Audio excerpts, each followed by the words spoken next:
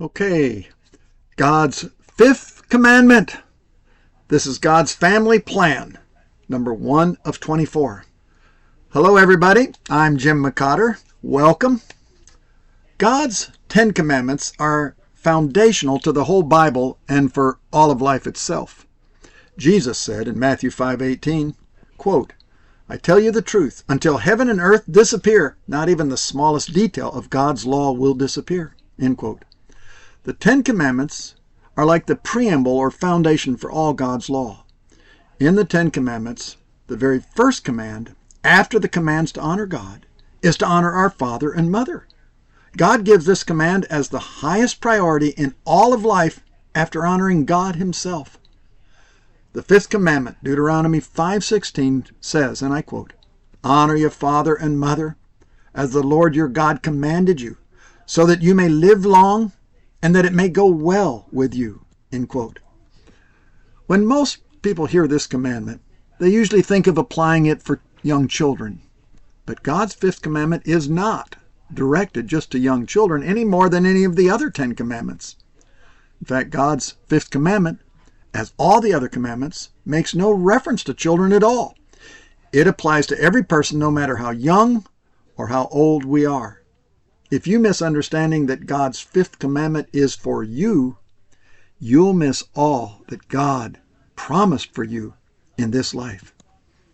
The fifth commandment is the only one of the 10 commandments with God's promise.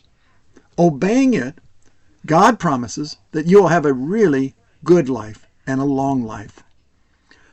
The fifth commandment is the one commandment that Jesus took initiative to bring up when talking to the Pharisees. Moreover, he even referenced the law in putting to death anyone who does not honor their parents. And realize, Jesus was not talking to children. The New Living Translation gives an accurate, broader interpretation of what Jesus really said in Matthew 15, verse 4. Jesus said, quote, God says, honor your father and mother, and anyone who speaks disrespectfully of father or mother must be put to death. End quote. The Apostle Paul also said in Ephesians 6:2-3, quote, honor your father and mother. This is the first commandment with a promise. If you honor your father and mother, things will go well with you and you will have a long life on the earth. End quote. The promise was not if you honored your best friend or brother or sister or even your spouse, but rather your parents. But actually, those who honor their parents will honor all the others. Watch out marrying a person who does not honor their parents. Those who dishonor parents will dishonor you when you don't please them. The same Hebrew word that God commands you to honor your father and mother is actually the same Hebrew word in the Bible for honoring God himself in Deuteronomy 28:58, Psalms 22:23, and Psalms 50:23. Why is that? Because whoever does not truly honor their father and mother does not truly honor God, since God commands us to honor our father and mother. One thing is especially important to realize and understand about the word honor. We cannot honor someone if we say nothing positive about them or do nothing for them. There's no such thing as inactive or passive honor. God makes this clear throughout the Bible. Deuteronomy 28, verse 58 connects honor with obeying. Psalms 22:23 connects honor with praise. Psalms 50:23 connects honor with giving thanks. The Webster Dictionary says honor is respect manifested. What is it to actually honor someone? Below are synonyms for honor.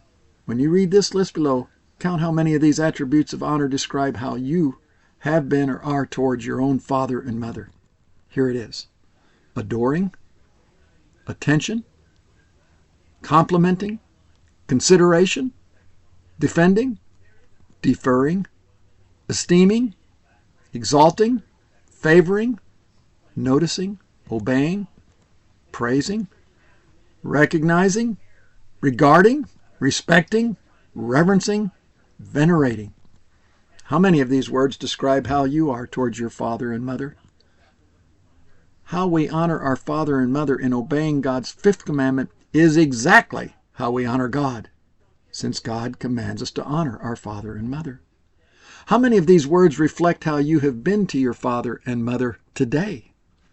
What about this week? What about this month? What about ever? Questions. First, what would living long mean? What could it mean to live well? What are things that many people spend endless time and money on to live a little longer? What guarantee do they have that it will add one day to their life? Do you trust God's first commandment with a promise? If you honor your father and mother, things will go well with you and you will have a long life on the earth? Do you trust John 3:16 for your eternal life and not trust God with his first commandment with the promise? If you honor your father and mother, things are going to go well with you and you're going to live long on the earth?